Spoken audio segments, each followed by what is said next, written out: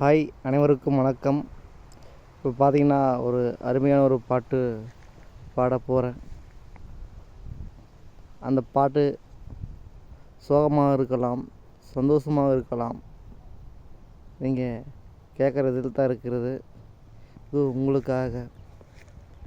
தென்றல் காற்றே கொஞ்சம் நில்லு, அங்கே வந்து அன்பை சொல்லு. இளமை கொதிக்குது, அதிலும் அனலும் அடிக்குது, இதயம் துடிக்குது உன்னை வரத்தான். தென்றல் காற்றே கொஞ்சம் நில்லு, அங்கே வந்து அன்பை சொல்லு.